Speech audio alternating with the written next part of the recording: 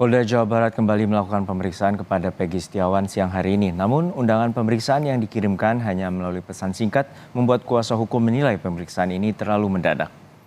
Tim kuasa hukum Peggy memutuskan untuk berangkat ke Polda Jawa Barat pada Rabu pagi untuk mendampingi Peggy Setiawan yang menjalani pemeriksaan tambahan di Mapolda Jawa Barat pada pukul 1 siang waktu Indonesia Barat. Kuasa hukum Peggy mencurigai pemeriksaan tambahan dilakukan secara mendadak. Undangan yang pada pemeriksaan sebelumnya berupa undangan resmi dengan kop surat dan stempel Polda, kini hanya melalui pesan singkat beberapa jam sebelum pemeriksaan. Namun pihak kuasa hukum mengaku belum mengetahui rencana isi pemeriksaan tambahan itu. Pemberitahuannya sangat mendadak, ibu juga kan kaget jam 8. Bu, ini harus didampingi Peggy-nya, jam 1 ada pemeriksaan. Ya semua juga kaget karena mereka udah punya agenda masing-masing. Iya. Pemeriksaan apa Bu katanya? Di situnya hanya dikasih tahu bahwa hari ini ada pemeriksaan tambahan buat Peggy, mungkin BAP tambahan. Ini ada apa dadakan sebegini ini, kalau kita misalnya tidak mendampingi juga khawatir kalau misalnya kita membiarkan Peggy diperiksa tanpa pendampingan, tanpa adanya kuasa hukum, kan kita juga khawatir, apalagi kita udah melihat kondisi Sakatatal seperti itu kan.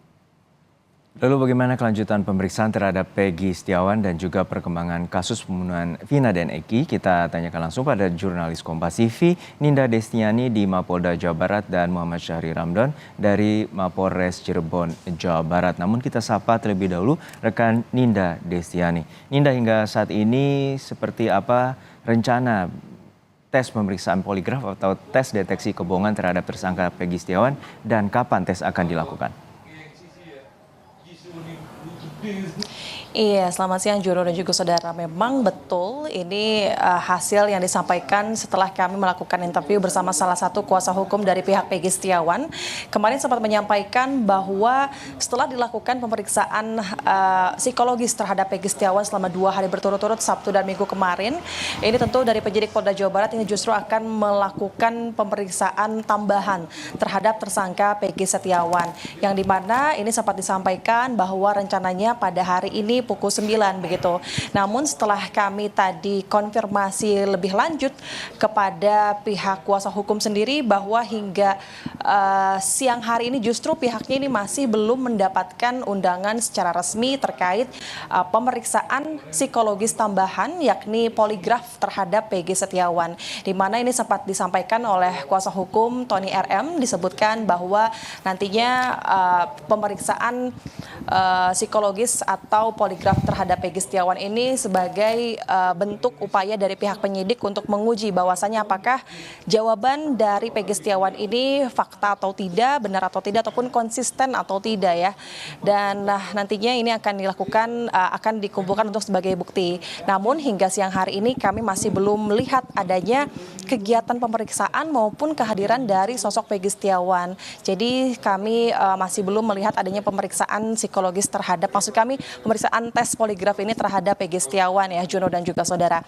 Namun informasi terbaru setelah kami konfirmasi lebih lanjut lagi kepada pihak kuasa hukum, ini justru memang dari pihak Polda Jawa Barat sendiri ini justru memberikan undangan melalui pesan singkat secara mendadak kepada tim kuasa hukum, di mana pada hari ini rencananya pukul 1 siang dari pihak Peggy Setiawan ini akan dilakukan pemeriksaan tambahan. Namun dari pihak kuasa hukum sendiri ini masih belum mengetahui apa maksud dari pemeriksaan tambahan tersebut, upayanya seperti apa, sistem maupun konsep dari pemeriksaan tersebut seperti apa, sehingga nanti jam 1 siang ini dari pihak kuasa hukum akan hadir di Polda Jawa Barat untuk kemudian dapat mendampingi pemeriksaan terhadap Peggy Setiawan, Juno dan juga saudara, karena seperti yang kita tahu tadi disampaikan bahwa memang undangan itu bersifat mendadak sehingga ada hal kecurigaan dari pihak kuasa hukum sehingga harus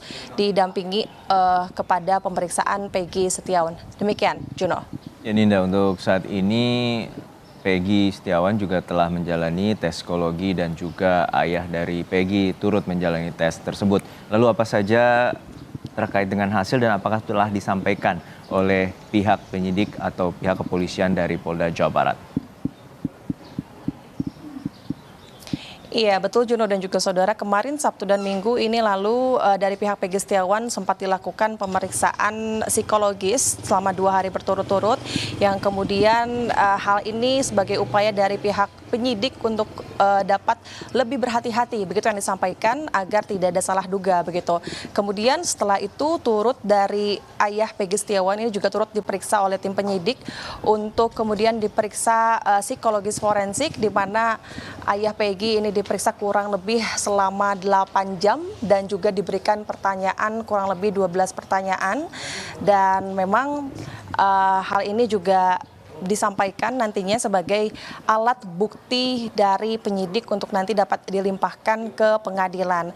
Namun terkait hasil dari pemeriksaan keduanya, yakni pemeriksaan psikologis terhadap Pegi Setiawan maupun pemeriksaan psikologis forensik maksud kami kepada ayah Pegi, ini masih belum dirilis dari pihak Polda Jabar, namun disampaikan oleh pihak kuasa hukum sendiri bahwa nantinya hasil dari pemeriksaan keduanya ini akan dirilis nanti setelah 15 hari dilakukan pemeriksaan tersebut. Sebetulnya terkait pemeriksaan psikologis ini dari pihak Polda ini sendiri mengundang kedua orang tua Pegi Setiawan untuk dapat diperiksa.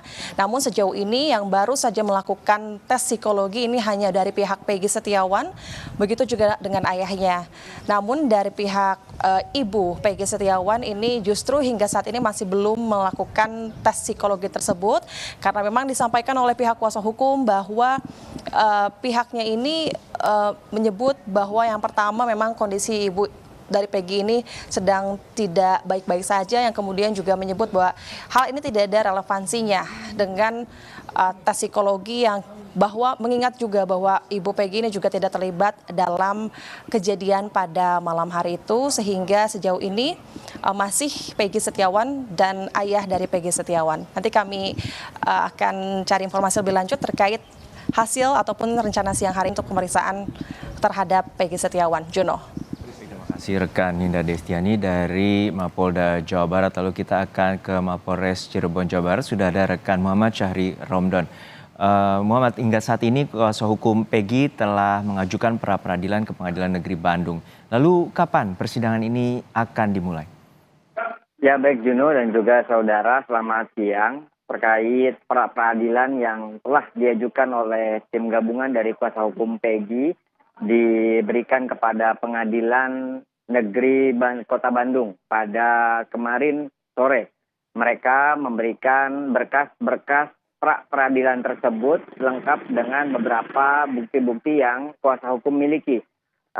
Berkas sudah diterima oleh tim pengadilan Kota Bandung dan informasinya akan mulai disidangkan menurut kuasa hukum Pegi sekitar seminggu atau 2 minggu lagi, sedang dilakukan penjadwalan oleh tim pengadilan. Karena mengingat kuasa hukum ada beberapa yang tinggal di Cirebon dan juga berbarengan dengan Hari Raya Besar Islam, yakni Idul Adha, sehingga informasinya 2 pekan ke depan atau 2 minggu lagi akan mulai dilakukan pra peradilan untuk persidangan Pegi Setiawan. Juno.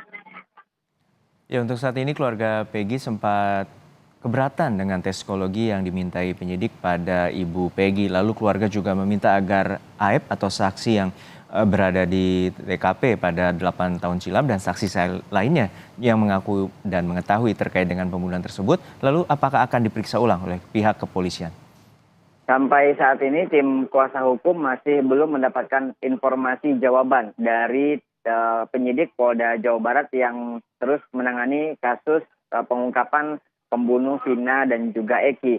Namun pihak keluarga terus berupaya untuk mendorong pihak kepolisian lebih fokus terhadap orang-orang yang mengaku dirinya mengetahui awal mula kejadian tersebut. Beberapa diantaranya adalah saksi AF, kemudian juga dalam persidangan ada Dede, dan juga ada satu warga yang sempat tampil ke publik dan mengatakan bahwa dia mengetahui bahkan melihat secara langsung kejadian tersebut atas nama Melmel. Kuasa hukum mendorong pihak kepolisian, utamanya Polda Jawa Barat, untuk mendatangkan mereka, menghadirkan mereka, dan juga memeriksa mereka bagaimana kesaksian-kesaksian mereka yang disampaikan dalam publik, dan itu tertuang dalam berita acara pemeriksaan atau BAP. Karena nantinya berita acara pemeriksaan tersebut akan masuk ke dalam rangkaian pemeriksaan yang akan diserahkan ke kejaksaan dan tentunya akan dilakukan proses persidangan. Disitulah kuasa hukum akan berusaha mempertanyakan secara detail seperti apa dan bagaimana pengakuan-pengakuan para saksi yang mengetahui tersebut. Ini perlu dilakukan menurut kuasa hukum agar memberikan kepastian hukum, agar memberikan kejujuran pada saat pemberian kesaksian terhadap kasus tersebut. Karena sampai saat ini menurut kuasa hukum banyak sekali yang telah dilakukan pemeriksaan oleh Polda Jawa Barat. Dari beberapa rekan Peggy, pasca Peggy ditangkap, kemudian juga mulai kembali muncul beberapa saksi-saksi yang dulu sempat dihadirkan dalam persidangan, kembali memberikan pengakuannya yang kemarin sudah disampaikan dan muncul ke dalam publik adalah rekan-rekan dari 5 orang terpidana. Beberapa di antaranya adalah Pramudia, Teguh, Okta, dan yang kemarin baru dilakukan pemeriksaan di Mapolres Cirebon Kota adalah Ahmad Saifuddin. Keempat orang ini menjadi saksi bahwa di tahun 2016, tepatnya 27 Agustus 2016 lalu, pada jam sore atau pada saat Tina dan Eki ditemukan, mereka sebetulnya berada di rumah Ketua RT Pasren.